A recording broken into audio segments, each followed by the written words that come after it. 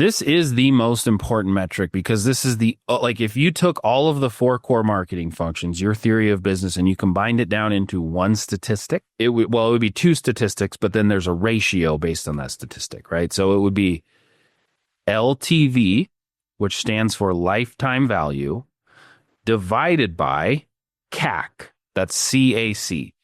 So LTV divided by client acquisition cost.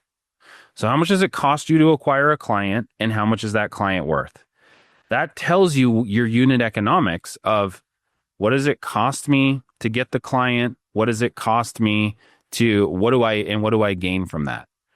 Right? So that's the first thing that you've got to know. And then from there, you can also look at what would be called LTV to COGS, cost of goods sold, or cost of services sold, right? So what does it actually cost you to deliver that? One of the ways that this so frequently plays out that I see, so with chiropractors I work with a lot of the time, just an example of what you can look at when you start to look at this. A lot of chiropractors are thinking to themselves, man, 40 or 50% of my patients are Medicare patients. I have to accept Medicare, right? And they're very busy. They're spending a lot of time. 40, 50%, half of my clinic is Medicare. Yeah. But if you actually look at the value of the Medicare patients, you might find that you're giving 40 or 50% of your time to serving these Medicare patients. They're only giving you 20% of your revenue.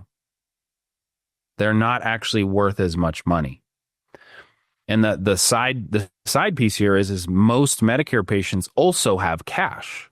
And if you have a great sales process and education process, you can probably get them to pay cash instead of doing the Medicare, right? But what you would realize is, well, I don't have time to work on my business. I don't have time to increase my margins. I don't have time to improve these other things because I'm so busy seeing patients.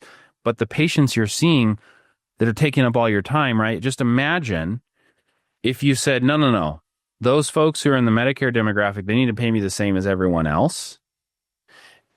Yes, you would lose some, right? You would lose some of those patients, but you wouldn't lose them all.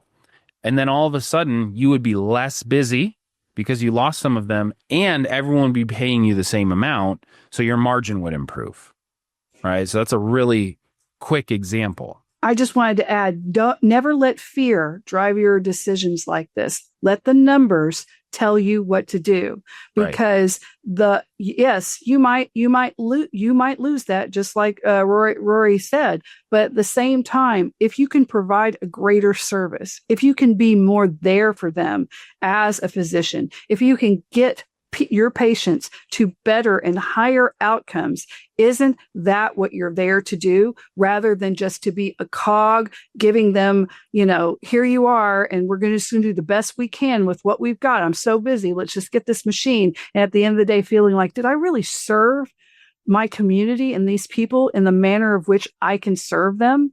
You have to be able to think of those things too. At the end of the day, your highest, best use of your time and your talent is going to help more people, more meaningful and impactful ways than letting fear drive your decisions. And also, your fear is keeping people in a system that is not serving them.